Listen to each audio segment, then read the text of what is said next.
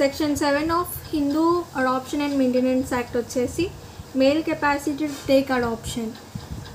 ఎవరు అడాప్షన్ తీసుకోవడానికి ఎలిజిబుల్ అవుతారు అంటే వాళ్ళ యొక్క కెపాసిటీ ఏంటి అంటే they must be Hindu first of all.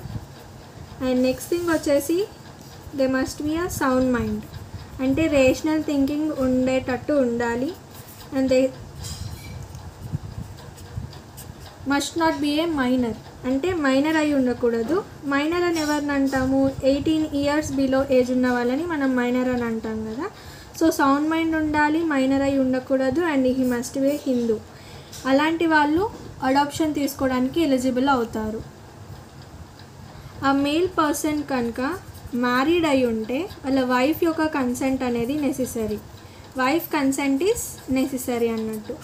If suppose ఈ మేల్ పర్సన్కి కనుక వైఫ్స్ ఉన్నారు అనుకో, all wifes consent is necessary. And ఈ వైఫ్ కన్సెంట్ కానీ any of one of the wifes consent కానీ ఎప్పుడు నెసెసరీ కాదు అంటే ఆ such wife is declared as unsound. ఆ వైఫ్ కనుక అన్సౌండ్ మైండ్ ఉండి and that must be declared by the competent court. ఊరికనే ఎవరో చెప్తే కాదు, కాంపిటెంట్ కోర్ట్ డిక్లేర్ చేసి ఉండాలి ఆమె అన్సౌండ్ మైండ్ అని.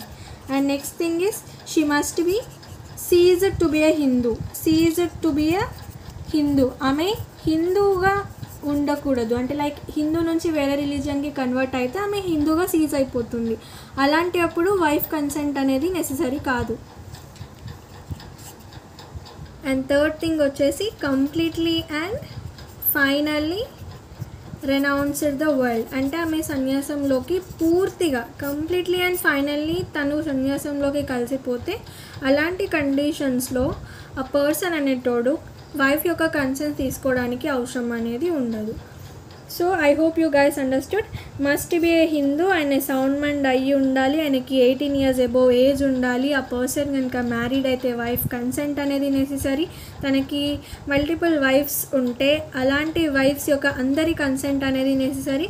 వైఫ్ కన్సెంట్ ఎప్పుడు అవసరం లేదు అంటే ఆ పర్టికులర్ పర్సన్ ఆ వైఫ్ అన్సౌండ్ మైండ్ అయి ఉండాలి, కాంపిటెంట్ కోర్ట్ డిక్లేర్ చేసి ఉండాలి. She must be a ceased to be a Hindu అంటే వేరే రిలీజియన్లోకి కన్వర్ట్ అయి ఉండాలి.